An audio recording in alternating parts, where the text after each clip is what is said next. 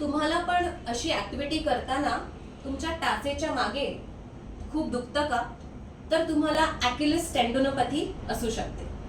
तर आपल्या ओव्हरयूज टेंडन इंजुरीजच्या व्हिडिओ सिरीजमध्ये आज आपण टेंडो ॲक्युलस टेंडोनोपॅथी बद्दल डिस्कस करणार आहोत. मी डॉक्टर सारिका कटकुरी कल्पतरू फिजिओथेरपी क्लिनिकमध्ये प्रॅक्टिस करते. तर ॲक्युलस टेंडोनोपॅथी मध्ये नक्की काय होतं?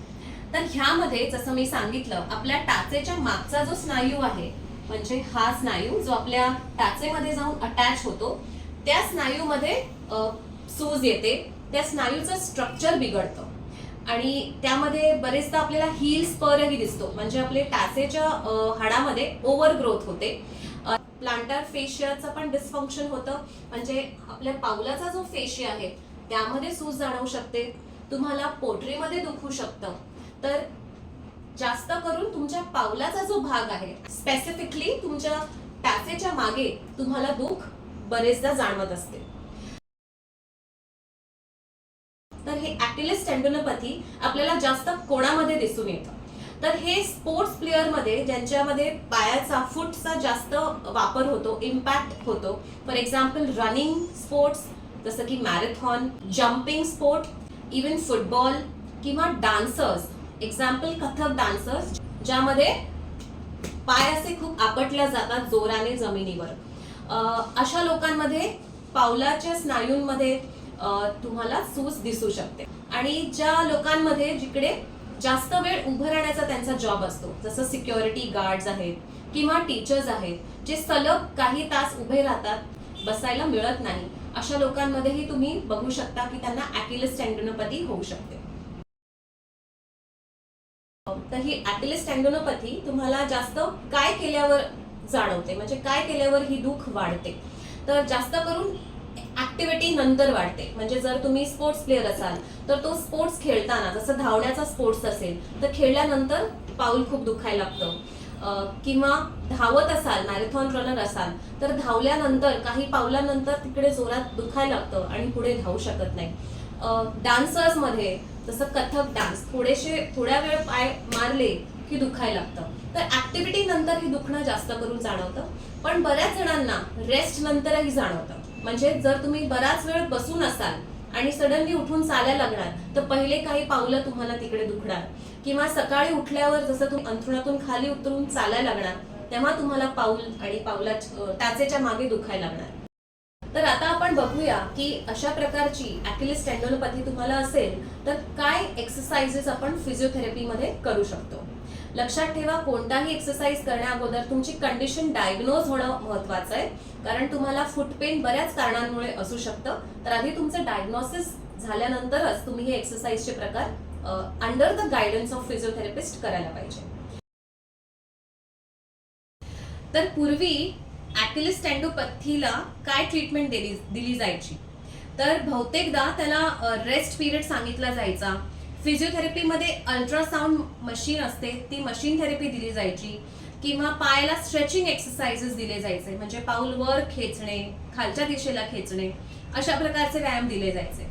पण आपल्याला रिसर्च प्रमाणे कळून आलंय की स्ट्रेचिंग एक्सरसाइज किंवा मशीन थेरपीने त्या स्नायूंची हिलिंग होत नाही, म्हणजे त्या स्नायूंमध्ये आपल्याला सुधारणा दिसत नाही आणि पेशंटचे जे फंक्शन्स आहेत, जसं की चालणे, धावणे, ह्यामध्ये लवकर आपल्याला प्रगती दिसत नाही. म्हणून आपल्याला त्या स्नायूचा, जसं आपण दाखवलं होतं, टाचेचा मागचा जो स्नायू आहे त्याची ताकद वाढवणं खूप गरजेचं असतं.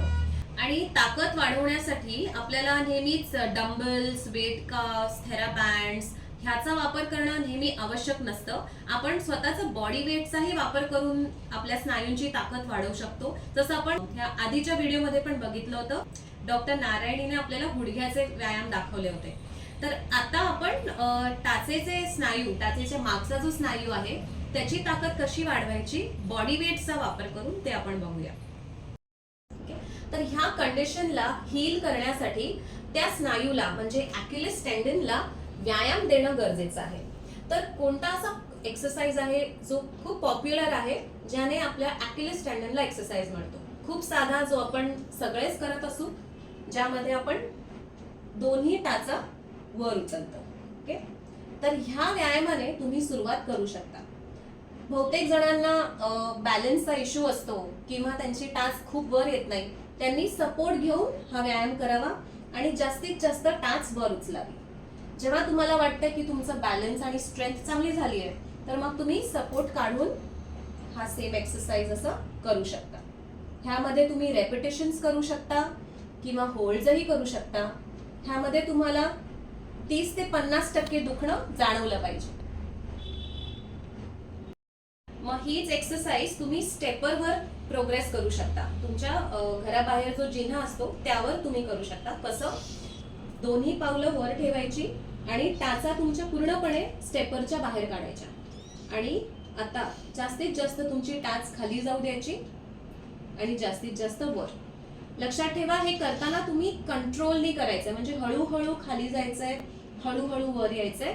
कुठेही झटका द्यायचा नाहीये किंवा जास्त स्पीड वाढवायची नाहीये. मग हे जेव्हा तुम्हाला नीट यायला लागणार, मग तुम्ही एका पायावरही हा सेम एक्सरसाइज करू शकता. ह्या प्रकारे एक पाय हवेत आहे आणि दुसऱ्या पायाची टाच मी वर करते. ओके, तर ह्यात तुम्हाला सर्वात जास्त जोर जाणवणार आहे. तर ह्यामध्येही प्रोग्रेशन्स असतात. हे वेगवेगळ्या पद्धतीने आपण प्रोग्रेस करतो. हे लक्षात ठेवून की पेशंटचा गोल काय आहे. त्याला परत धावायचं आहे, डान्स करायचा आहे किंवा जास्त वेळ उभं राहायचं आहे.